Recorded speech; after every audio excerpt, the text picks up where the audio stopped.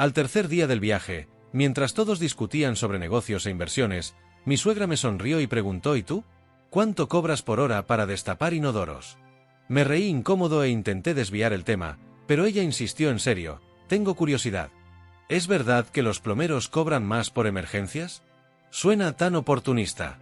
Mi cuñado soltó una carcajada y añadió: imagínate el dinero que se mete limpiando drenajes. Mi esposa se removió incómoda en su silla, pero no abrió la boca, ¿la verdad?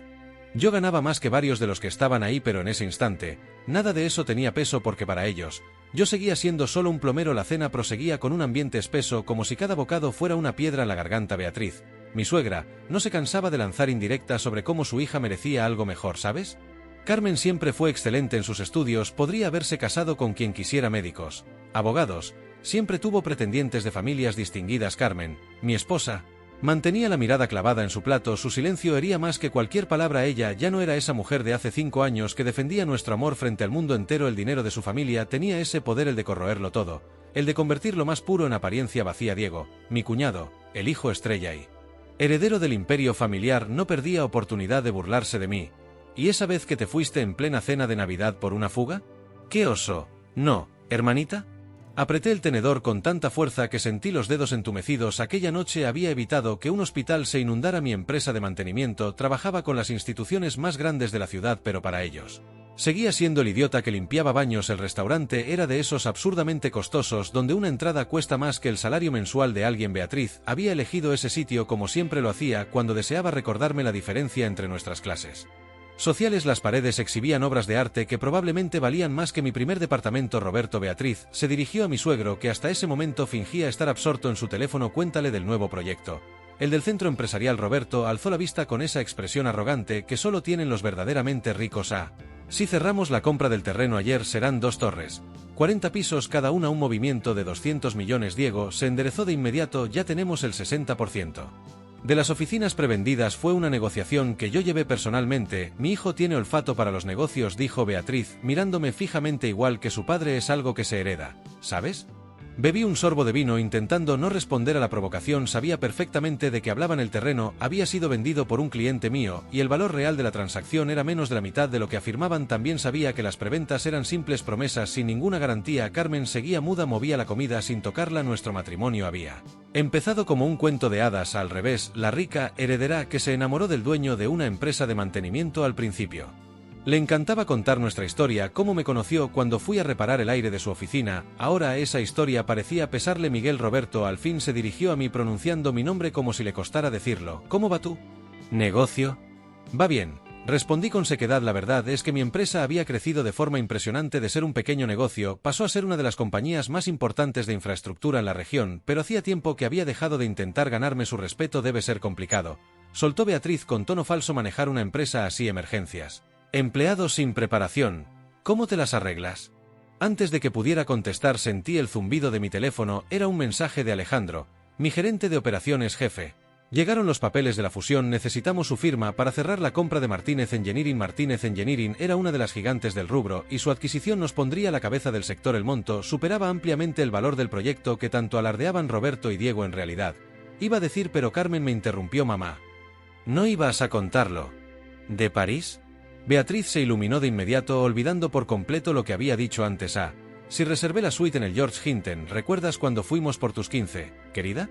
Eran tiempos más simples, más simples. Su forma elegante de decir: antes de que te casaras con este pobretón. Observé cómo Carmen sonreía y asentía con su madre, como si los últimos 5 años juntos no hubiesen sido más que una pausa incómoda en su vida de lujos. Diego aprovechó el momento hablando de París. ¿Ese amigo tuyo aún vive allá, Carmen? ¿Cómo era? ¿Andrés? Carmen se puso roja al instante y supe que había algo oculto ahí. Andrés fue su novio en la universidad, hijo de un banquero reconocido, el candidato ideal que dejó para estar conmigo. Sí, respondió Beatriz por ella, y le va excelente. Lo acaban de nombrar director del banco. Qué pena que ciertas decisiones no se puedan revertir, ¿verdad? La frase quedó suspendida como un veneno en el aire. Carmen no levantó la vista, sus manos temblaban un poco. Vi que tenía puesta la pulsera de diamantes que Andrés le había regalado antes de terminar, una joya que sabía que me dolía. Mi teléfono volvió a vibrar. Otro mensaje de Alejandro. Martínez Engineering aceptó nuestras condiciones, precio final 50 millones, 20% por debajo del mercado. Eres un genio, jefe. Observé a esa mesa a esa gente que me miraba con desdén. Roberto, orgulloso de su fortuna heredada. Diego, presumiendo de tratos que apenas comprendía. Beatriz, usando el dinero como un arma y Carmen, que había dejado que el amor se erosionara entre prejuicios y vergüenza. Con permiso, dije poniéndome de pie, necesito hacer una llamada importante, tan importante como destapar un drenaje. Bromeó Diego. Riendo de su propia ocurrencia, salí al jardín del restaurante, un lugar elegante, con una fuente de mármol y luces bien colocadas, el tipo de lugar que encantaba a Beatriz, donde cada rincón respiraba dinero antiguo y estatus. Me senté en una banca de madera de teca y volví a leer el mensaje de Alejandro. Carmen vino detrás de mí, sus tacones low bottom resonaban sobre las piedras. Miguel, estás siendo infantil, ¿sabes cómo es mi familia? Miguel, estás siendo infantil. ¿Sabes cómo es mi familia? Esa frase salió de sus labios con una mezcla de resignación y fastidio, como si estuviera cansada de tener que explicarme lo obvio. La miré, aún sentado en la banca de teca, con el teléfono aún en la mano. El mensaje de Alejandro brillaba en la pantalla, pero ya no era lo más importante en ese instante. Lo era ella. Carmen. La mujer que hace 5 años me juró que no le importaba el apellido, ni el dinero, ni las expectativas sociales. Que lo único que quería era construir una vida conmigo. Ahora estaba frente a mí, con esa mirada que ya no brillaba como antes, y con los labios pintados del mismo tono que usó el día de nuestra boda, solo que esta vez, sus palabras no sellaban un voto, sino una barrera. ¿Sabes cómo es mi familia? Claro que lo sabía. Lo había sabido desde el primer día en que crucé la puerta de aquella mansión, donde los cubiertos tenían más valor que mis herramientas, y donde cada gesto amable era una prueba disfrazada. Y aún así, entré. Por ella. Por lo que creía que teníamos. Me levanté lentamente y le dije con voz baja, pero firme. Sí, Carmen. Lo sé. Pero lo que no sé es en qué momento empezaste a parecerte tanto a ellos. Vi cómo sus ojos se abrían un poco, sorprendidos. Tal vez por la dureza de mis palabras. Tal vez porque en el fondo sabía que era verdad. Miguel, no es justo. Estoy en medio de todo esto, intento que no sea incómodo. ¿Incómodo? Carmen, me están humillando en cada palabra. Me reducen a un simple trabajador, a un obrero que no merece estar en la misma mesa que ellos. Y tú te quedas callada. No los detienes. No me defiendes. Bajó la mirada y cruzó los brazos sobre el pecho. Su perfume era el mismo que solía abrazarme cuando llegaba agotado del trabajo y me esperaba con una cena improvisada y una sonrisa auténtica. Pero ahora, esa fragancia parecía pertenecer a otra mujer. Yo solo quiero paz, susurró. Ya no tengo energía para discutir con ellos. Siempre están esperando que reaccione, que me ponga del lado equivocado. Y si lo hago por ti, me lo cobran a mí después. Entonces prefieres que me lo cobren a mí. Que me traguen vivo, mientras tú finges que nada pasa. Miguel, por favor. Solo por esta noche. Pensé en el contrato de la fusión. En los millones que estaban por consolidarse. En lo lejos que había llegado desde la primera vez que arreglé un baño con herramientas prestadas. Pero también pensé en lo cerca que estaba del abismo con Carmen. No era solo una cena. No era solo una broma cruel. Era una línea que, si cruzábamos sin hablar, ya no tendría vuelta atrás. En lugar de seguir discutiendo, le tendí el teléfono con la pantalla iluminada. Léelo. Vio el mensaje en silencio. Alejandro había sido directo como siempre. Martínez Engineering aceptó nuestras condiciones.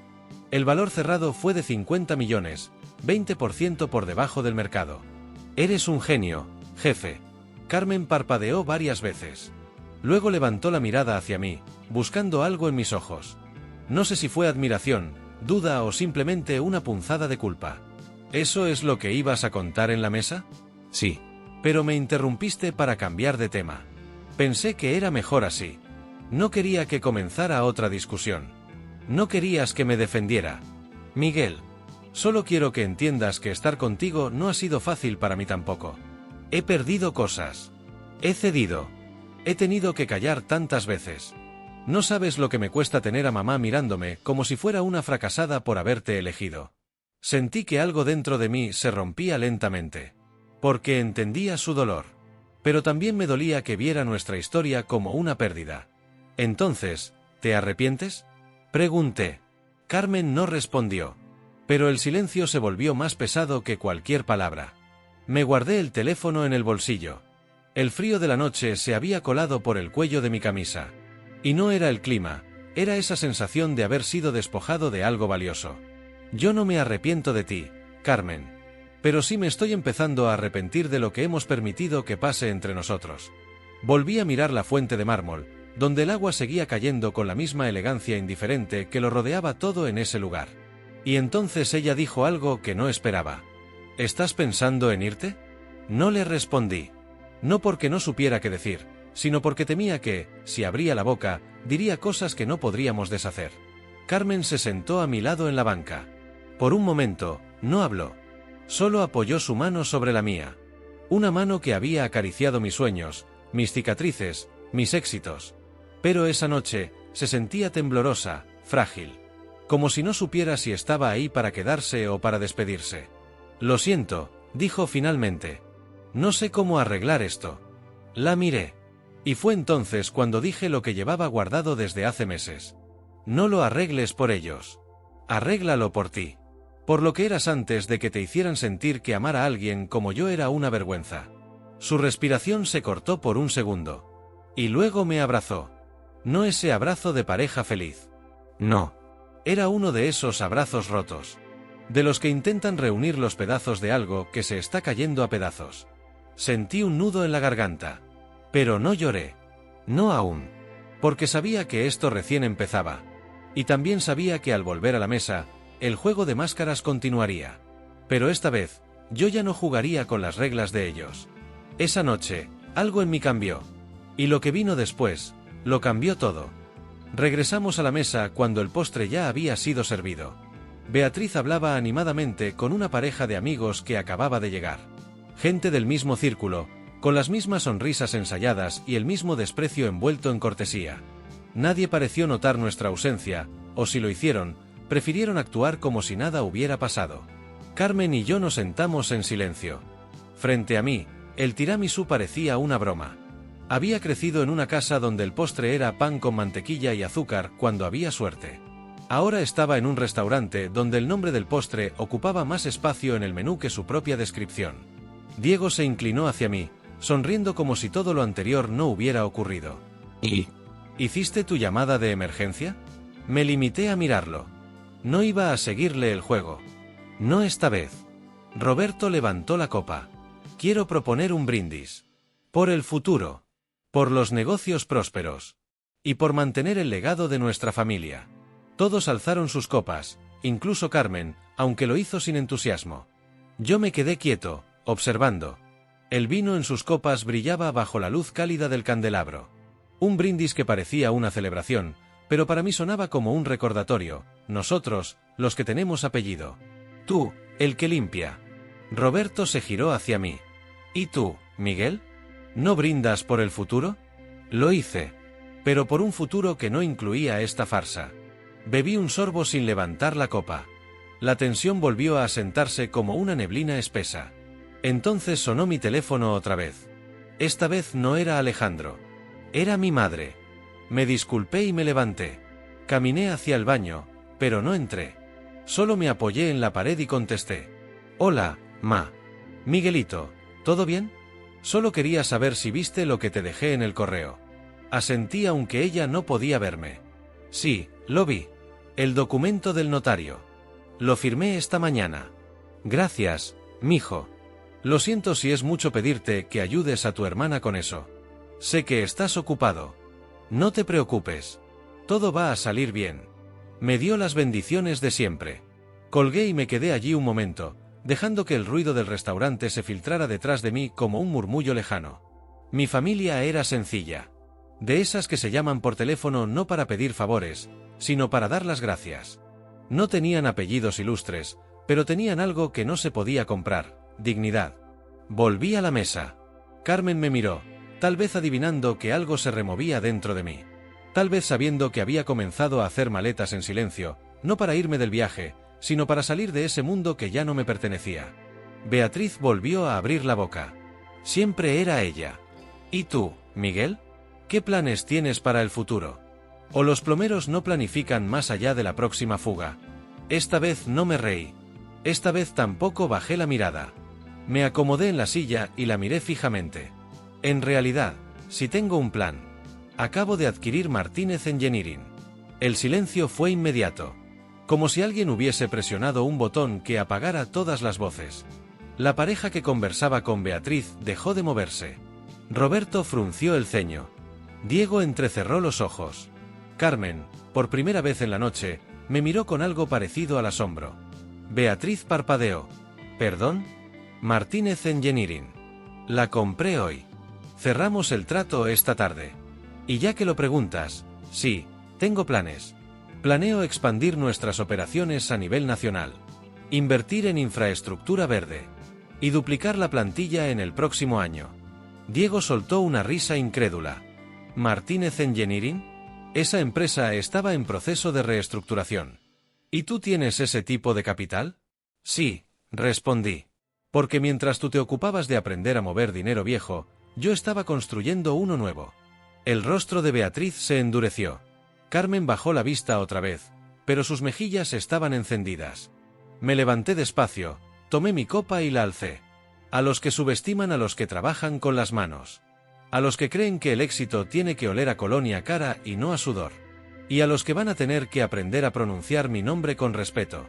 Di un sorbo, dejé la copa en la mesa y me dirigí a la salida. Esta vez, nadie se rió. Nadie bromeó. Ni siquiera Diego. Caminé por el pasillo principal del restaurante. El maitre se hizo a un lado. Al salir al jardín otra vez, sentí como el aire parecía más limpio. Carmen no vino tras de mí esta vez. Tal vez no sabía si debía hacerlo. Tal vez ya no podía seguir fingiendo que no pasaba nada. Me subí al auto alquilado. No era un coche de lujo, pero funcionaba. Como yo. Arrancó con un ronquido sutil. El sonido de la dignidad cuando ya no se deja pisotear. Conduje por la carretera del litoral, dejando atrás la ciudad, el restaurante, y a esa familia que me juzgó por no haber nacido en cuna de oro. El teléfono vibró una vez más. Un mensaje nuevo de Alejandro. Miguel, la prensa ya recibió el comunicado. Saldrá en la edición de mañana. Estás a punto de ser noticia. Cerré el teléfono. Esa noche, dormí solo. No en una suite de lujo. En un hotel modesto frente al mar. Pero dormí tranquilo. Porque por primera vez en mucho tiempo, había recordado quién era. Y lo que valía. Aunque el mundo de Carmen ya no tuviera espacio para mí, el mío apenas comenzaba a expandirse. Desperté con la brisa del mar colándose por la rendija de la ventana. Había dormido con las cortinas abiertas, como si necesitara que el amanecer me recordara que el mundo seguía ahí, sin la familia de Carmen, sin sus cenas, sin sus comentarios venenosos disfrazados de cortesía. El hotel no tenía lujos, pero tampoco los necesitaba. No esa mañana.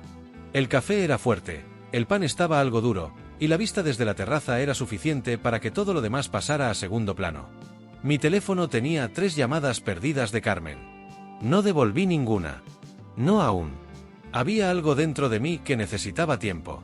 No para castigarla, sino para pensar si había algo que aún merecía salvar. A media mañana, recibí la confirmación. El comunicado sobre la fusión había sido publicado. Mi nombre estaba en todos los titulares del sector empresarial. Miguel Herrera consolida liderazgo en infraestructura con histórica adquisición, decía uno de ellos. Otro apuntaba, del mono azul a la cima del mercado, el ingeniero que desafió a las élites. Leí los artículos con una mezcla de orgullo y tristeza, porque en cada línea que hablaba de mi éxito, no había ni una palabra de Carmen. Ni un eco de aquella joven que me ayudó a abrir la primera oficina cuando no teníamos ni muebles, solo ideas y voluntad. ¿Dónde se había perdido ella en el camino? A mediodía, recibí un mensaje de mi hermana. Mamá dice que saliste en el noticiero. Estaba llorando de la emoción. Dice que por fin el país ve lo que siempre supimos de ti. Esa frase me atravesó el pecho. No porque necesitara reconocimiento, sino porque me di cuenta de que había vivido demasiado tiempo tratando de validarme frente a la familia equivocada. Había dejado que los comentarios de Beatriz, las risas de Diego y el silencio de Carmen pesaran más que las palabras sinceras de mi propia sangre. Encendí el auto sin rumbo fijo.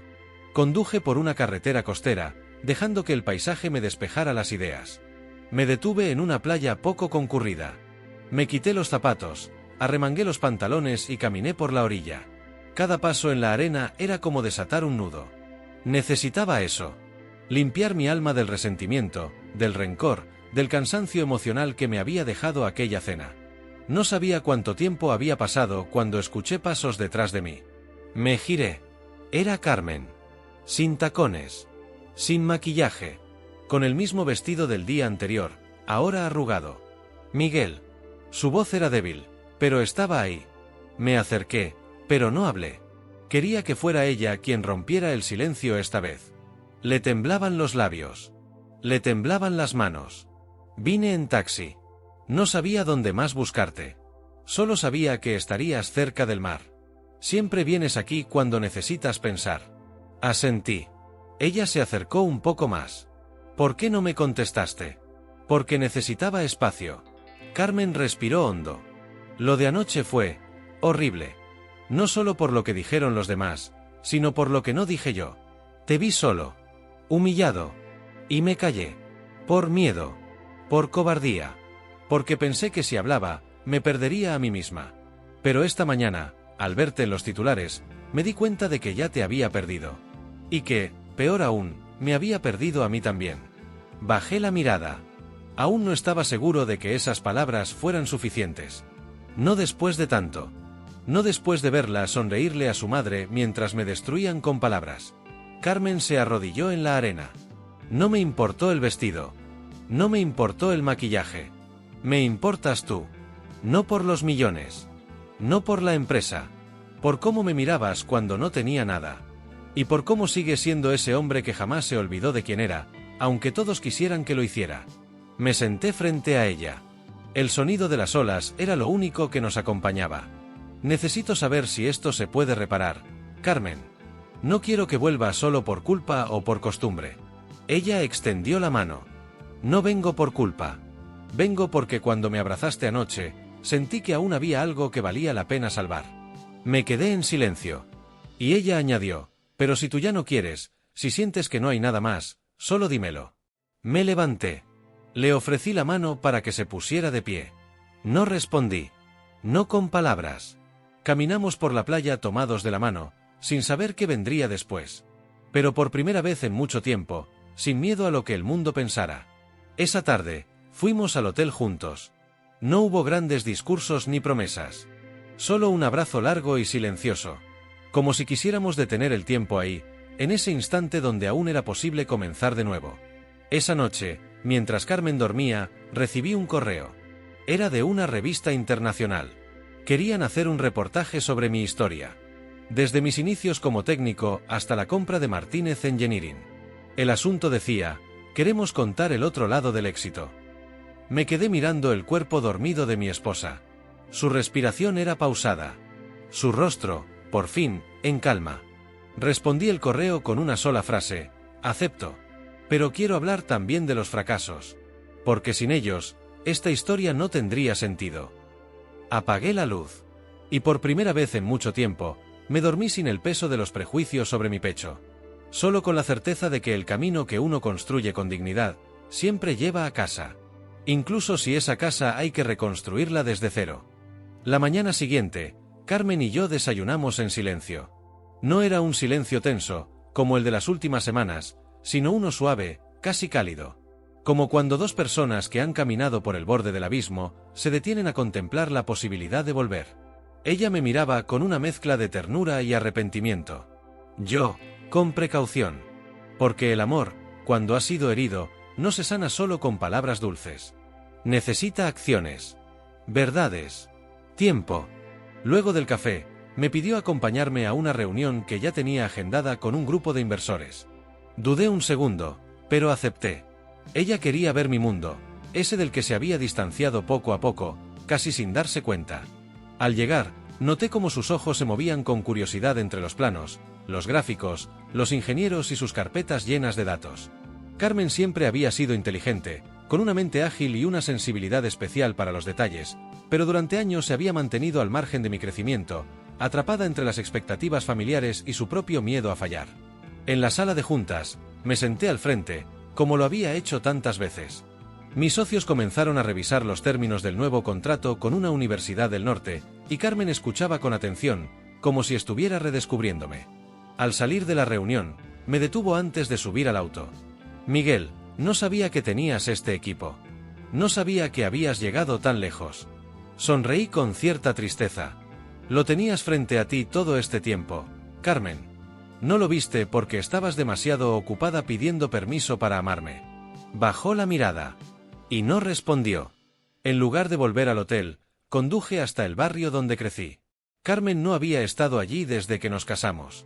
Pasamos frente a la vieja panadería de don Eliseo, donde trabajé algunos fines de semana cuando aún no me alcanzaba para pagar las primeras herramientas. Luego, frené frente a la casa de mi madre. Una fachada sencilla, con pintura desconchada y macetas de flores colgando de las ventanas. «¿Vamos a entrar?», preguntó Carmen. «No. Solo quiero que la veas. Ahí crecí. Ahí soñé. Ahí aprendí que uno no necesita tenerlo todo para hacerlo todo». Carmen me tomó la mano y la apretó con fuerza.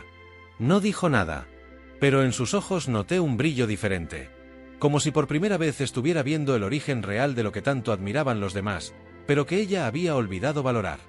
Regresamos al hotel al atardecer, justo cuando la brisa comenzaba a enfriar los cristales de las ventanas. Carmen se duchó. Yo me senté en el balcón con una libreta que llevaba años sin usar. Empecé a escribir. No una carta de despedida, sino una lista de cosas que habíamos perdido. Y al otro lado de la hoja, una lista de cosas que aún podíamos recuperar. Cuando ella salió con el cabello húmedo y la bata cruzada, me encontró con esa hoja en la mano. «¿Qué escribes?», preguntó. «Nuestra historia. La parte que todavía podemos salvar». Se sentó a mi lado y la leyó en silencio. Luego, me pidió el bolígrafo y escribió algo al final de la segunda lista: la capacidad de volver a elegirnos. Me quedé mirando esa frase como si fuera la primera oración verdadera en semanas. Carmen me abrazó. No un abrazo tibio, sino uno real. De esos que vienen del corazón. «Miguel, quiero ayudarte. Quiero formar parte de lo que estás construyendo. No solo como tu esposa, sino como socia. Como compañera. Como testigo y cómplice de tu camino». Le creí. Por primera vez, le creí. Pero también supe que esa decisión tendría un precio. Que Beatriz no se quedaría de brazos cruzados. Ni Diego. Ni Roberto. La familia de Carmen no soportaba perder. Y menos aún, que alguien como yo fuera quien les mostrara que estaban equivocados. Esa misma noche, mientras cenábamos en el hotel, Carmen recibió una llamada. Era Beatriz. Su rostro se endureció al ver el nombre. Me miró, como si necesitara mi permiso para responder. «Hazlo», le dije. «Pero no olvides lo que escribiste en esa hoja». Se levantó y contestó en el pasillo. No escuché la conversación completa, pero su tono fue firme. Ya no era la hija sumisa, la esposa en conflicto. Era una mujer que estaba tomando una decisión. Cuando volvió a la mesa, me lo confirmó. Me dijo que estoy siendo influenciada por ti. Que me estás alejando de ellos con tus promesas de poder y dinero. Y le respondí que no necesito que me prometas nada, porque tú ya lo cumpliste todo. Mi mano buscó la suya sobre el mantel. Y entonces supe que la guerra con su familia apenas comenzaba. Pero esta vez, no estaría solo. Al día siguiente, regresamos al restaurante del desastre. No para comer, para firmar unos papeles. Carmen había recibido su parte del patrimonio familiar años atrás, una especie de dote moderna, que hasta entonces nunca había tocado. Pero ahora quería usarla para invertir en mi empresa. En nuestra empresa. Sabía que eso desencadenaría una tormenta. Y así fue. A las pocas horas, Diego publicó un comentario pasivo-agresivo en redes. Algo como: «Hay quienes necesitan robarse una corona porque nunca tuvieron cuna». Beatriz me llamó directamente. No para hablar, para gritar. Roberto envió un correo, exigiendo explicaciones sobre el uso indebido de activos familiares. Pero Carmen no tembló. No retrocedió. Firmó cada documento con firmeza. Y al final del día, era oficialmente accionista de mi compañía. No como símbolo de poder, sino como acto de amor y convicción. Esa noche, en nuestra habitación, me abrazó por la espalda y dijo algo que me hizo cerrar los ojos y contener el aire. «Miguel, ya no quiero que seas tú quien tenga que demostrarle al mundo que merece estar en la mesa. Quiero que el mundo entienda que es un privilegio sentarse contigo». La noticia corrió como pólvora. La heredera de los Valverde, la joya de la familia, la hija ejemplar, había invertido toda su parte del patrimonio en una empresa fundada por un técnico de mantenimiento. No faltaron quienes dijeron que estaba siendo manipulada, otros aseguraron que era una crisis emocional, incluso los más cercanos sugirieron que estábamos pasando por una especie de venganza contra su madre. Pero la verdad era más simple y más potente. Carmen había decidido. Y esa decisión comenzó a desnudar las verdaderas caras de quienes siempre fingieron sonreír. El primer golpe llegó 3 días después. Carmen recibió una citación judicial. Su madre, Beatriz, alegaba que ella no estaba en condiciones mentales de administrar su parte de la herencia. Decía que estaba siendo coaccionada emocionalmente y que debía nombrarse un tutor provisional hasta que se evaluara su estabilidad. Carmen no lloró al leer el documento. Solo se quedó inmóvil, con los ojos fijos en la hoja. Cuando la miré, supe que no era sorpresa lo que sentía. Era traición. Miguel, esto no se trata del dinero. Se trata de control. Siempre fue eso. Que yo les perteneciera. Que mi vida les sirviera como vitrina. Y ahora que decidí salirme del escaparate, están haciendo lo imposible por meterme otra vez. La abracé con fuerza. Y le prometí que no estaría sola. Activamos a nuestros abogados. El proceso sería duro, largo y mediático. Beatriz tenía contactos en todas partes. Amigos en la corte, influencias en la prensa. Y no dudaría en usarlo todo. Mientras tanto, mis socios me advirtieron que el escándalo podía afectar la imagen de la empresa. Algunos sugerían que Carmen se apartara del directorio temporalmente. Les respondí con claridad: si ella se va, me voy yo. No negocio con cobardes. Y para mi sorpresa, muchos de los que dudaban empezaron a cerrar filas a nuestro lado. Porque si algo había aprendido en esos años era que la firmeza atrae respeto, incluso de los enemigos. Pero justo cuando empezábamos a prepararnos para la batalla legal, ocurrió algo que ningún plan podía anticipar. Una mañana, mientras revisaba los informes financieros con Carmen en la oficina, entró Alejandro, mi gerente de operaciones, con el rostro pálido. Miguel, hay un problema. Revisamos los datos. Martínez Engineering había sido objeto de una auditoría interna tras la fusión. Y en ese proceso, descubrimos que uno de los antiguos directivos había desviado fondos durante años. No solo era un fraude millonario. Era un delito que, si no manejábamos con inteligencia, podía salpicar todo el proceso de adquisición, y mi nombre. Sentí que el suelo se abría bajo mis pies. Carmen me tomó del brazo. ¿Qué tan grave es? Alejandro no respondió de inmediato. Solo dijo: podría costarnos todo si no actuamos rápido. Llamé a los abogados. A los auditores. Activamos protocolos. Había que denunciar el fraude, aislar los activos contaminados, recuperar lo posible y, lo más difícil, evitar que la prensa hiciera una carnicería con la noticia. Esa noche, no dormimos. No por miedo. Por estrategia. Carmen demostró una entereza que no le había visto nunca. Organizó documentos, revisó contratos, respondió correos, hizo llamadas. Era la heredera Valverde, sí, pero no la que su madre había moldeado. Era una mujer libre, inteligente, valiente. Una compañera. Y al verla así, entre papeles y pantallas, con la mirada decidida, entendí algo que me estremeció. Yo había estado enamorado de la versión de Carmen que luchaba por mí, pero me estaba enamorando de la versión de Carmen que ahora luchaba a mi lado. Al día siguiente, convocamos una rueda de prensa. Muchos esperaban que negáramos los hechos, que pusiéramos excusas. Pero no lo hicimos. Salí al podio, tomé el micrófono y hablé con la verdad. Expuse el fraude. Anuncié las acciones legales. Mostré los pasos de transparencia que implementaríamos. Y terminé con una frase que se convirtió en titular: no se trata solo de crecer. Se trata de crecer sin vender el alma. La reacción fue inesperada. En lugar de huir, muchos inversores reforzaron su respaldo. Clientes que estaban por cerrar contratos llamaron para confirmar que seguirían con nosotros. Y la gente, esa gente que trabaja todos los días sin apellido importante, vio en mí algo más que un empresario. Vio dignidad, integridad, valentía. Beatriz, en cambio, hizo lo contrario. Convocó una entrevista exclusiva en una revista de sociedad. Habló de cómo su hija había caído en una red de manipulación emocional. De cómo las familias tradicionales estaban siendo atacadas por quienes no comprendían el valor de las raíces. Y aunque muchos la aplaudieron, la grieta ya estaba abierta. Porque el país ya no era el mismo. Y porque Carmen había aprendido a hablar por sí misma. Cuando le ofrecieron un espacio en televisión para contar su versión, aceptó.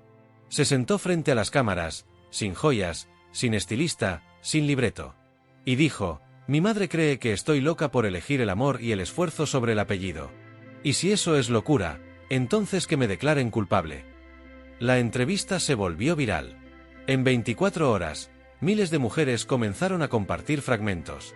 Algunas contaban cómo también habían sido empujadas a vivir vidas que no querían. Otras simplemente decían, gracias por hablar. Esa noche, Carmen llegó a casa agotada. Se derrumbó en el sofá y me miró. ¿Crees que hice bien? Me arrodillé frente a ella y respondí, no hiciste bien. Hiciste historia.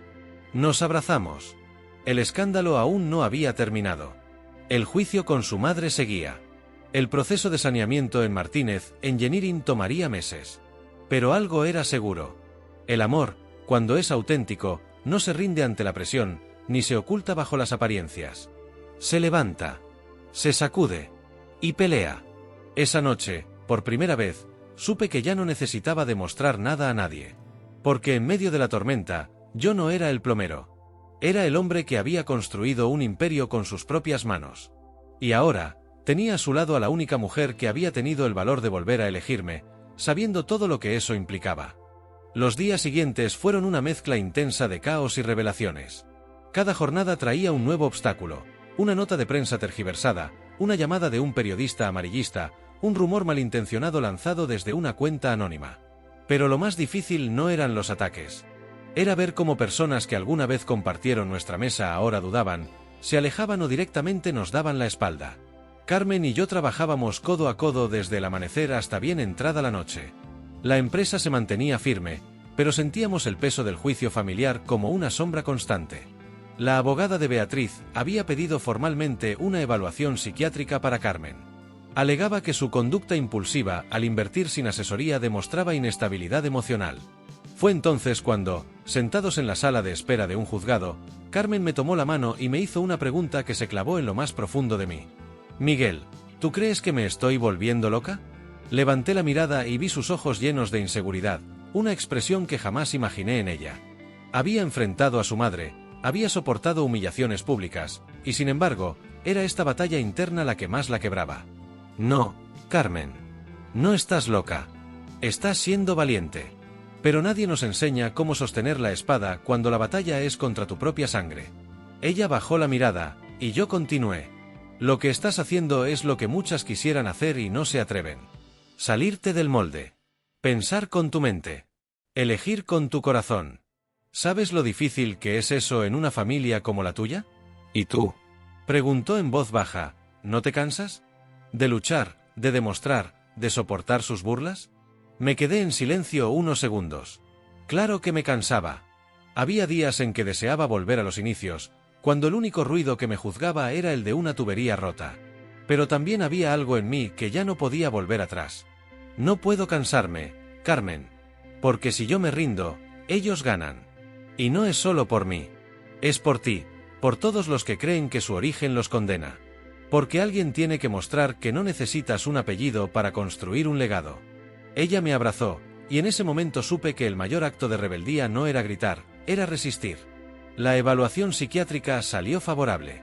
Los peritos concluyeron que Carmen tenía pleno uso de sus facultades y que su inversión era razonable en el contexto de su relación y sus capacidades profesionales.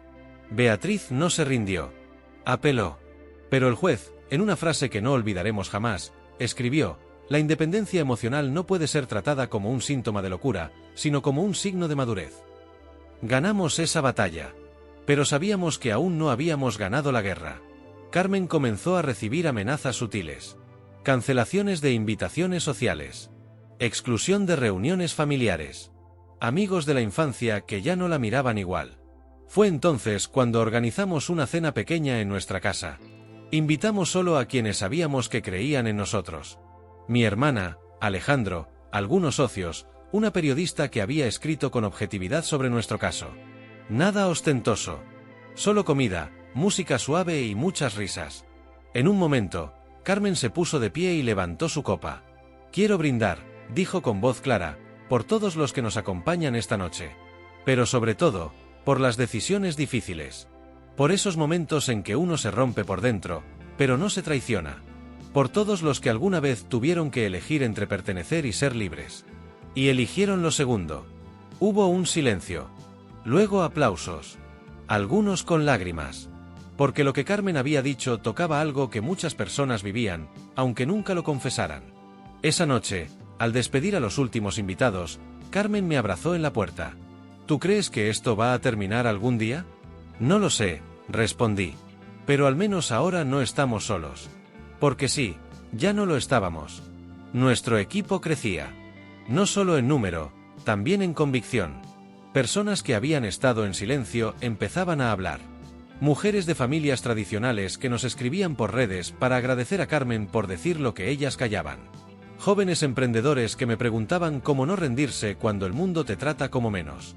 ¿Y tú, que estás escuchando esto ahora, alguna vez has sentido que no importan tus logros porque el mundo te sigue mirando con desprecio por tu origen? ¿Te han hecho sentir que no mereces el lugar que tú mismo te ganaste? Si es así, sigue escuchando. Porque lo que ocurrió después fue el momento exacto en que todo cambió. Lo que ocurrió después cambió el rumbo de todo. Y no me refiero a una victoria judicial, ni a un logro empresarial. Hablo de una traición. Una que no esperábamos. Una que no venía de Beatriz, ni de Diego, ni de los enemigos obvios. Sino de dentro. Alejandro, mi gerente de operaciones, el hombre en quien más confiaba dentro de la empresa, fue acusado de manipular los informes internos sobre la adquisición de Martínez Engineering. Al principio creí que era un error. Pensé que algún auditor externo había malinterpretado cifras, o que alguien había querido involucrarlo para desestabilizarnos. Pero los documentos hablaban por sí solos. Alejandro había recibido comisiones secretas de proveedores vinculados a la antigua administración. Fondos que desviaban porcentajes mínimos de cada contrato. Lo suficiente para no levantar sospechas al principio. Lo suficiente para dejar una huella cuando alguien revisaba con atención. Me quedé congelado al leer la auditoría completa. Alejandro no solo era mi mano derecha. Era mi amigo. El tipo que me había acompañado cuando todo comenzó. El que estuvo conmigo cuando nadie apostaba por la empresa. Carmen me miró en silencio, esperando mi reacción. Sabía que para mí, esto dolía más que cualquier titular. Más que cualquier frase de Beatriz. Llamé a Alejandro y le pedí que viniera a la oficina. Él llegó sin saber que ya sabíamos todo. Se sentó frente a mí, con la misma tranquilidad de siempre. Miguel, ¿todo bien? ¿Por qué la urgencia? Le deslicé los documentos sobre la mesa. Su rostro cambió. No negó nada. No buscó excusas. Solo suspiró y dijo, sabía que eventualmente lo encontrarías. No entendía. ¿Por qué? ¿Por qué alguien que ya tenía una parte del éxito, que había crecido conmigo, necesitaba más? Alejandro bajó la mirada. Mi hijo, Miguel, está enfermo. El tratamiento cuesta más de lo que gano en un año. Lo he intentado todo. Me negaron el préstamo en el banco. Estaba desesperado. Y cuando vi los contratos antiguos, pensé que nadie lo notaría. Me quedé en silencio. ¿Qué se supone que debía hacer con esa confesión? ¿Perdonarlo? ¿Justificar el fraude por amor a un hijo? ¿Ignorarlo por los años de lealtad compartida? Alejandro levantó la mirada. No vengo a pedirte que me perdones. Solo quería decirte la verdad antes de irme. Me levantaré ahora y firmaré mi renuncia. Pero, por favor, no lo hagas público.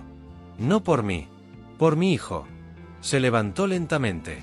Y antes de cruzar la puerta, se giró. Gracias por darme una vida mejor, Miguel. Lo arruiné.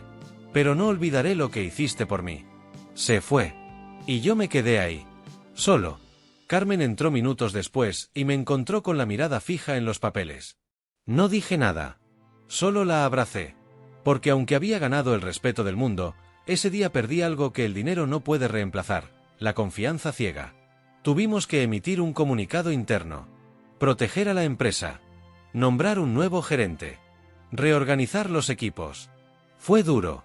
Pero no nos detuvimos. Porque el tiempo no perdona al que se queda quieto. Una semana después, recibí un mensaje inesperado. Era de Diego. Quería hablar. Sin cámaras. Sin prensa. Solo él y yo. Carmen dudó. Yo también. Pero accedí. Lo cité en una cafetería alejada de todo. Nada de lujos. Nada de apariencias. Solo una mesa de madera y 2 tazas de café. Diego llegó con ropa informal. Sin su habitual sonrisa altanera. Se sentó frente a mí, por primera vez, no parecía venir a provocar. Miguel, antes que nada, gracias por venir. No sabía cómo comenzar. Así que fui directo. ¿Qué quieres? Cerró los ojos y respiró hondo. Mamá está mal.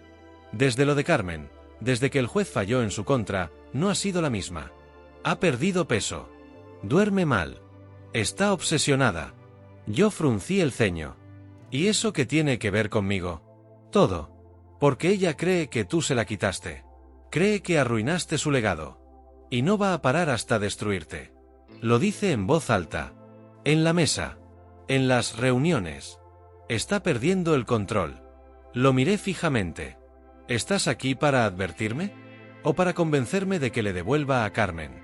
Diego negó con la cabeza. Estoy aquí porque estoy cansado, Miguel. Siempre fui el hijo perfecto. El que hacía lo que se esperaba. Pero nunca me preguntaron qué quería. Y ahora veo a Carmen y te veo a ti. Y sé que, por más que los odie, ustedes eligieron. Yo no. Me quedé callado. Nunca pensé que escucharía algo así de él.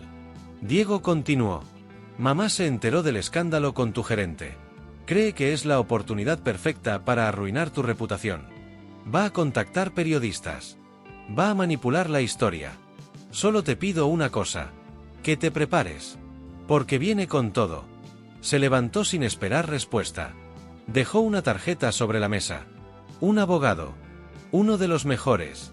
No de los que contratan para destruir, sino para protegerse. Cuando se fue, me quedé solo, con la taza de café ya fría entre las manos. No sabía si lo que acababa de pasar era una advertencia sincera, o parte de un nuevo juego. Pero sí supe algo, la guerra no había terminado. Apenas comenzaba una nueva fase. Y esta vez, no solo querían quebrarme como empresario. Querían hundirme como ser humano. ¿Qué tan lejos pueden llegar los que se sienten derrotados por alguien a quien nunca quisieron ver triunfar? No dormí esa noche. No podía. Cada palabra de Diego se repetía en mi mente como un eco venenoso. Ella no va a parar hasta destruirte. Sabía que Beatriz era capaz de mucho, pero nunca imaginé que cruzaría la línea de forma tan calculada. Y sin embargo, ahí estaba yo, esperando el golpe. No tardó en llegar. A las 8 de la mañana en punto, la portada del periódico más influyente del país llevaba una foto mía a todo color, acompañada de un titular escandaloso: el plomero que compró un imperio, con trampa. El artículo hablaba del escándalo con Alejandro, pero tergiversaba cada dato. Me presentaban como un empresario inescrupuloso, insinuando que todo mi crecimiento estaba basado en movimientos turbios, que Alejandro era apenas la punta del iceberg de una red de corrupción estructurada. Incluso retomaron datos personales, como el hecho de que venía de una familia humilde, que no tenía títulos universitarios tradicionales, que había comenzado como técnico. Pero lo hacían sonar como si eso fuera prueba suficiente de que yo no podía haber llegado tan lejos sin hacer trampa. Carmen lo leyó conmigo. No dijo una palabra al principio. Solo se sentó en la cama, descalza, con el periódico extendido en las rodillas, como si tuviera miedo de que al doblarlo los hechos desaparecieran o dolieran más. Finalmente rompió el silencio. Esto no es solo un ataque. Es una campaña de demolición. Quieren deshacerte pieza por pieza. Me acerqué a ella. La abracé por la espalda. No lo lograrán. Lo dijeron de mi padre, ¿sabes? Que era un hombre sin futuro. Porque vendía frutas en la calle y no sabía leer bien.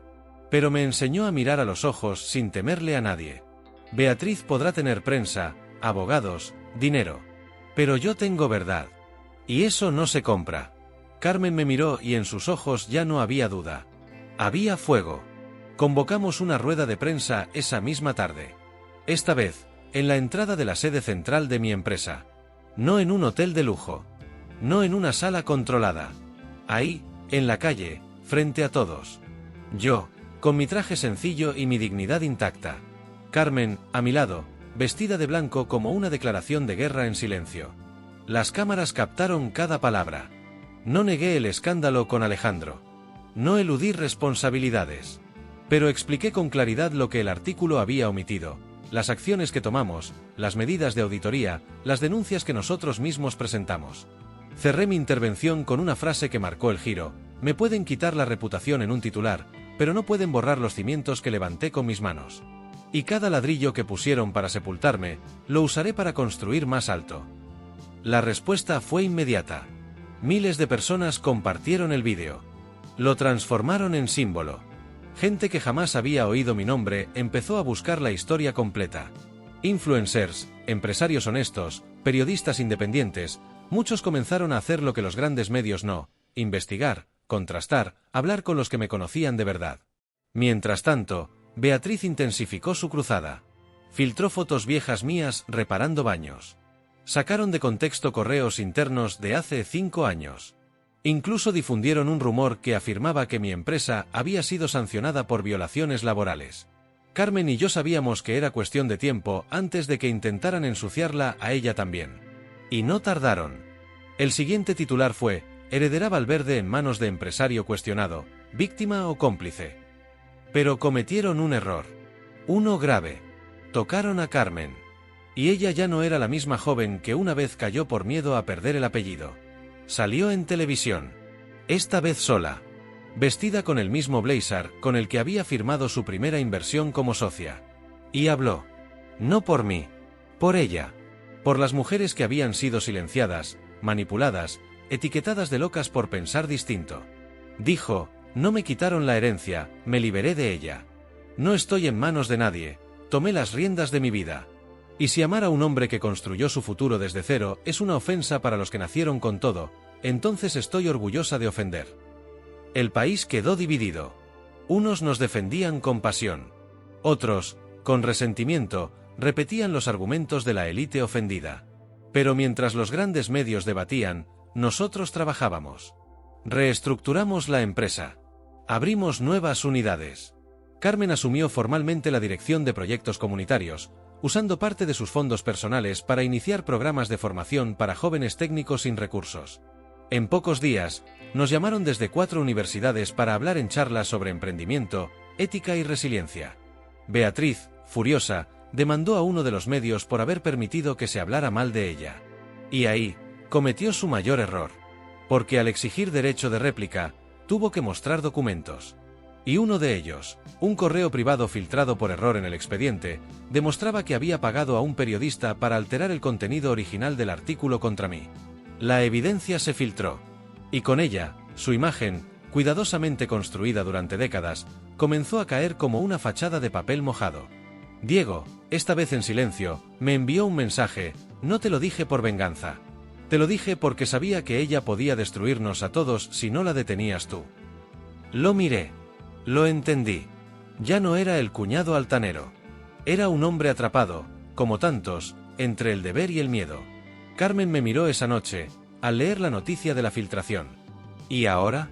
Ahora, le respondí, viene el momento de mayor prueba. Porque cuando el enemigo está herido, muerde más fuerte. Pero ya no tenemos miedo. Porque la verdad ya no es nuestra única fuerza. También lo es la gente que se cansó de ver cómo los de siempre pisotean a los que construyen con las manos lo que ellos heredan sin mérito. La guerra estaba por terminar. Pero el final, aún no había sido escrito. El final no llegó con explosiones ni portadas estruendosas. Llegó en silencio. Como llegan las verdades que ya no pueden ocultarse. Cuando el correo filtrado de Beatriz fue analizado por peritos, quedó demostrado que no solo había pagado para ensuciar mi nombre, sino que había financiado una red de manipulación mediática que incluía sobornos, amenazas a testigos y montajes de contenido. La Fiscalía inició una investigación de oficio. No fue nuestra denuncia. No fue nuestra venganza. Fue la ley, por fin, abriéndose paso entre la arrogancia de los que creen estar por encima de ella. Beatriz no fue arrestada, pero sí citada a declarar bajo juramento. Durante la audiencia, intentó mantener su compostura. Pero cuando el juez le preguntó si había intentado declarar mentalmente incapaz a su hija solo para recuperar el control del patrimonio, su silencio fue más revelador que cualquier confesión. Carmen no asistió a esa audiencia. No quiso ver a su madre así. No necesito verla caer para saber que yo me levanté, me dijo con una serenidad que solo tienen quienes ya no buscan venganza, sino paz. El juicio se resolvió con una medida cautelar que le prohibía a Beatriz acercarse o interferir en las decisiones personales o financieras de su hija. Su imagen pública quedó dañada. Algunos aliados se apartaron. Otros se mantuvieron por conveniencia. Pero ya nadie la miraba como antes. Diego, en cambio, empezó a reconstruir su vida en silencio. Vendió su parte en la empresa familiar y comenzó un proyecto independiente, lejos del apellido, lejos del peso. Me escribió un correo que aún conservo: no nací para desafiar a mi madre, pero aprendí a no seguirla ciegamente. Gracias por mostrarme cómo. En cuanto a nuestra empresa, creció. No por la fusión, no por los titulares. Por la confianza. Por la lealtad de un equipo que resistió el escándalo, que se reinventó en medio de la tormenta. Carmen y yo seguimos trabajando juntos. Cada lunes, sin falta, visitábamos una sede nueva, un proyecto en construcción, un aula donde jóvenes aprendían oficios que, según algunos, no merecen respeto. Cada vez que veía a uno de esos chicos levantar la cabeza al saber que el dueño de la empresa también había empezado destapando inodoros, sentía que el círculo se cerraba. No porque buscara reconocimiento, sino porque ellos necesitaban ver que era posible, que no eran menos, que el éxito también habla con manos ásperas y no siempre con títulos dorados. Un año después de aquella cena infame, regresamos al mismo restaurante. Carmen lo propuso. Vamos a cerrar el ciclo, dijo. Esta vez no era una cena familiar. Era una gala organizada por una universidad que nos otorgaría un reconocimiento por nuestro programa de inclusión laboral. Llegamos juntos, de la mano. Al entrar, el maitre nos saludó con un respeto que no estaba antes. Las miradas se giraron. Algunas con sorpresa, otras con admiración. Y unas pocas, aún con prejuicio. Pero ninguna nos detuvo. Durante la ceremonia, nos llamaron al escenario. La presentadora, una profesora de economía social, leyó unas palabras que marcaron el momento. Este reconocimiento es para quienes no solo construyen edificios, sino también puentes. Puentes entre clases, entre generaciones, entre mundos que parecían destinados a no encontrarse jamás. Carmen tomó el micrófono. No tenía discurso escrito. Solo el corazón en la garganta. Hace un año, en este mismo lugar, me senté en una mesa donde se burlaron del hombre que amo. Callé. Me arrepentí. Pero hoy estoy aquí, no para pedir perdón, sino para decir que elegí bien. Elegí al hombre que construyó con esfuerzo lo que otros heredan. Y lo volvería a elegir una y otra vez. El aplauso fue cerrado. Yo no hablé. No hacía falta. A veces, el verdadero discurso es el silencio de quien ya no necesita justificar nada. Al salir del restaurante, pasamos por el mismo jardín donde, aquella noche, ella me había seguido para decirme que yo era infantil y que así era su familia. Nos detuvimos. Miramos el banco de teca. Y sin decir palabra, supimos que ese era el punto donde todo cambió. Donde el amor fue puesto a prueba. Donde yo estuve a punto de irme. Y ella a punto de dejarme. ¿Te imaginas si no te hubiera seguido?, me dijo en voz baja. ¿Te imaginas si no hubieras dicho nada?, le respondí. Reímos. Pero no de burla. De alivio. De reconocimiento. De haber sobrevivido. De habernos elegido por segunda vez. Esa noche, en casa, abrimos una botella de vino. La misma marca que servían en aquella cena. Esta vez, no sabía a piedras. Sabía a victoria. No una victoria contra Beatriz, ni contra Diego, ni contra los prejuicios. Una victoria contra el miedo. Contra el silencio. Contra la resignación. Y mientras Carmen apoyaba la cabeza en mi hombro, pensé en todos los que alguna vez se sintieron menos. A quienes les dijeron que su trabajo no era digno. Que su ropa no era adecuada. Que su amor no era suficiente. Y por eso, antes de apagar la luz, escribí una última nota. La misma que ahora te comparto a ti, que escuchaste hasta el final. No permitas que los que nacieron en la cima te hagan olvidar que tú conoces el camino desde abajo. Porque el que sube por sus propios medios, nunca teme caer. Y el que ama sin pedir permiso, siempre será libre. Porque al final, el respeto no se hereda. Se gana. Y el amor, el verdadero amor, no es el que sobrevive en la comodidad, sino el que resiste la tempestad y vuelve a casa, más fuerte que nunca.